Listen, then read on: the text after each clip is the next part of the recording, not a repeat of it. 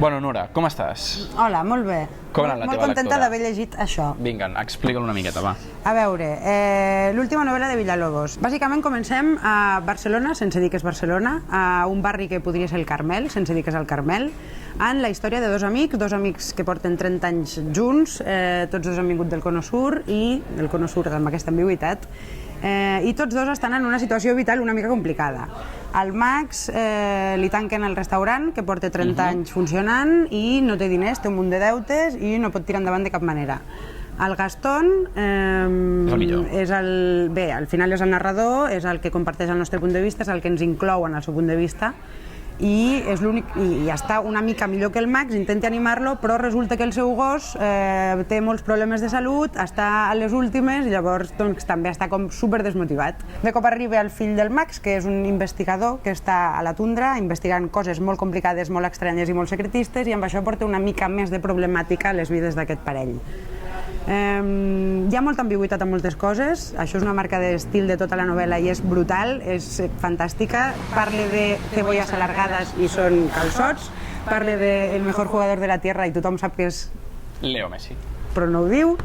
Explica una mica el problema que porta el fill d'en Max. El problema que porta el fill, bé, en teoria està investigant el comportament d'unes bactèries a la tundra en situacions extremes, però hi ha un secretisme al voltant de tota aquesta investigació i ell no pot revelar la veritat, i tampoc revelarem la veritat aquí perquè si no us explicaríem la novel·la, però planteja una miqueta la possibilitat real i molt conspiranoica de que hi hagi extraterrestres i de que no estiguem sols a l'univers. De fet, acaba proposant d'alguna manera fins i tot que nosaltres som els extraterrestres. Sí, és una proposta que està dins. De fet, està tot molt ben resumit amb les cites que obren el llibre, que si les vols llegir, Lluís... Sí, exacte, una cita de José Alfredo Jiménez que diu «Estamos solos», i a sota una cita de Fox Mulder, el personatge, que diu «No estamos solos».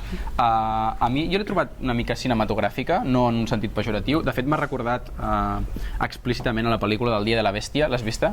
No. No?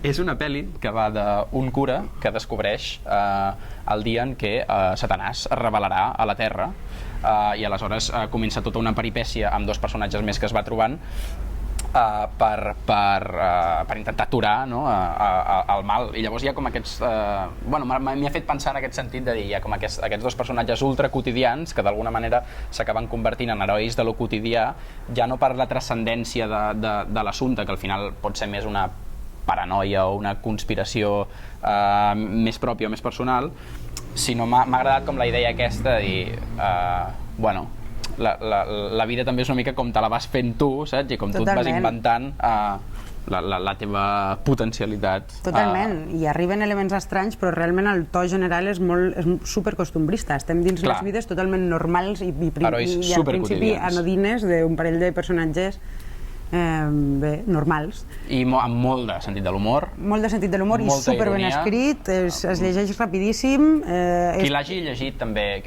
no la novel·la sinó Villalobos, ja li reconeixerà la veu, ja té aquesta ironia molt pròpia d'ell, molt fina, i que ajuda molt bé a la novel·la a caminar, m'ha semblat a mi. Totalment.